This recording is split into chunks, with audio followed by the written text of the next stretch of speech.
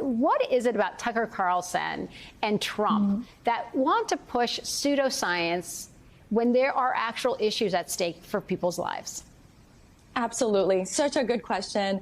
I think Tucker Carlson and Trump are simple. And very often their accusation is the closest thing we will get to a confession. And what I mean by that is that when they say that progressives don't care about men, what they're really saying, it's often very much a projection. And I know that because I saw Tucker Carlson all week talk about the end of men, right? Talk about all of the pseudoscience that you talked about in your intro, but make no mention of the CDC's report showing that the leading cause of death for children and for adolescents is gun violence. And 86% of those deaths are young boys. And so what's really putting men and boys at risk are issues like gun violence, which Tucker Carlson makes no mention of. And actually, for all his talk about being manly and being masculine and being strong, he refuses to stand up to the gun lobby. And that would be like a big show of strength. And so if Tucker Carlson really cares about men, I implore him to prove it, to show it, to cover those stories that really impact men's health.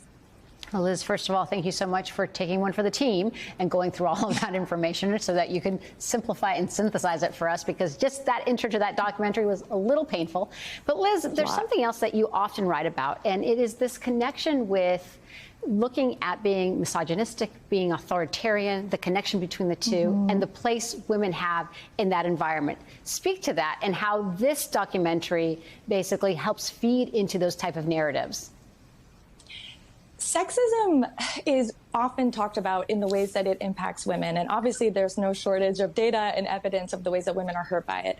But sexism doesn't just distort the way that we view women and our definition of womanhood. It also distorts our view and our definition of manhood. And in that way, often will come to a disadvantage to men with, again, these ideas of reverting back to a masculine order, reverting back to, we're seeing wrestling and, again, red light therapy and these really sort of ridiculous or outlandish solutions to, I think, a really real problem that a lot of men are insecure about the future. A lot of men have issues. And so the solution is not to go back to the poison that got us here in the first place, but to actually reimagine a world in the way that we've done it with women, right? Women have community, have a lot of conversations. I've had them with you about how we can defeat these gender ideals. But men have a gender too, and they need to be given the same kind of tools and options to fight those stereotypes, not go back into an old order that hurt them in the first place. So then what do you think Tucker Carlson is trying to get at with this, what he's communicating? I think that he's afraid.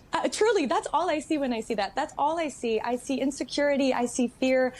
We saw it in Trump's campaign, but we see that with this kind of messaging, it can work, right? The men who often had the highest levels of insecurities tended to actually vote for Trump, right? There's real data that shows that. So there is a danger when they are so good at messaging, and that progressives don't always have really a good story to sort of counter that messaging with. And so I really think it is important for progressives to think about how they will cater to men. What are the stories that they're telling that will resonate with men and boys?